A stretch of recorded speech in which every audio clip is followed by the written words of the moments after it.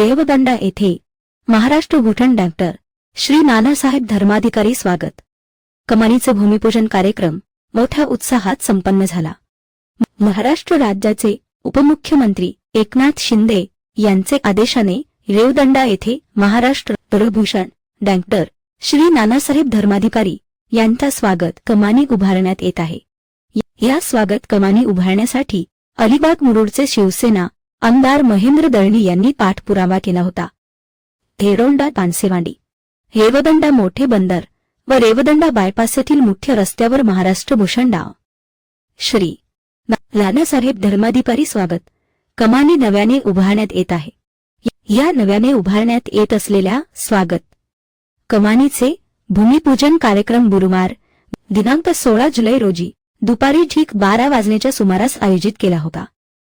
या मंगल प्रसंगी शिवसैनिक कार्यकर्ते व नागरिक यांनी उपस्थित राहावे असे आवाहन करण्यात आले होते। धेरोंडा फाटा येथे दुपारी 12:15चे सुमारास आमदार महेंद्र दळवी यांचे आगमन झाले। यावेळी कामगार नेते दीपक रानवडे, जिप सदस्य अनंत गोंधळी, जिप सदस्य डॉ. सचिन राऊळ, मुरुड पंचायत समिती सभापती निलेश घाटवळ, अलिबाग पंचायत समिती सभापती भाग्यता पाटील, अलिबाग पंचायत समिती सदस्य शरद गोंधळी, उपजिल्हा प्रमुख शैलेश चव्हाण, रेवदंडा ग्राटपाट सरपंच प्रफुल्ल मोरे, मांडळा ग्राटपाट सरपंच तिक नाबोथकर, सी.एन. ठाकूर, सुरेश म्हात्रे, मुरुड तालुका युवासेना प्रमुख अमोल लाड रोहा, शिवसेना उपतालुका प्रमुख उद्देश वाडकर, मनमीत पाटील, मोहन ठाकूर, हर्षल धरत, रणजित धरणकर, प्रशांत शेणवैकर, योगेश पिकनाईक, केदार खोत, समीर आठवले, रेवदंडा ग्राट सदस्या लीना मानकर, नारायण मुंबईकर, चंद्रकांत दांडेकर, सुदेश राऊळ, सुरेश घरत कोटकर, प्रवीण घरत, जयवंत नागवेकर आदी मोठ्या संख्येने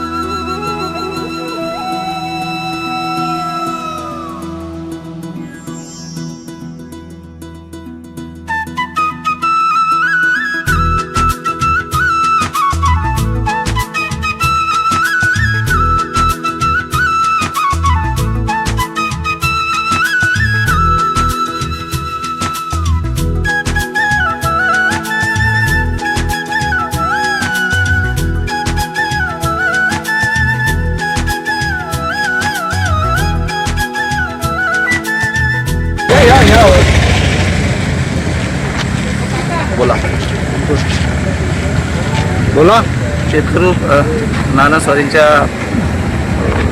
या ठिकाणी आज कमानीचं उद्घाटन भूमिपूजन आपण सगळ्यांच्या उपस्थितीमध्ये केलं। या ठिकाणी जिल्हा परिषद सदस्य आहेत, सरपंच आहेत, पंचायत सदस्य आहेत, पक्षाचे प्रमुख पदाधिकारी आहेत। गेल्या कित्येक वर्षाचं राजभक्तांचे स्वप्न होतं त्याची आज कलाकारांनी पूर्ती होती असं मला वाटतं। तर नाना धर्माधिकाऱ्यांनी जो वारसा घेतला, खरं तर सर्वसामान्य माणसाला जनमानसामध्ये आणण्याचं काम केलं आहे आणि म्हणून त्याची आठवण म्हणून या ठिकाणी त्यांच्या भूमीमध्ये शासनाच्या वतीने आज या ठिकाणी त्यांच्या नावाने कमान या ठिकाणी उभारली जाते आणि त्याचं भूमिपूजन सोहळा या ठिकाणी पार पडतो। याचा सगळ्यात जास्त आनंद निश्चित आहे आणि येणाऱ्या काळामध्ये 3 महिन्यामध्ये या सगळ्या कमानी नामफलक आहेत त्याची करायचं लोकार्पण एक वेगळ्या पद्धतीने करण्याचं मनोदय आम्ही सगळ्याच राजकीय पक्ष नेते मंडळींनी घेतलेलं आहे आणि त्याचं नक्कीच स्वागत आहे।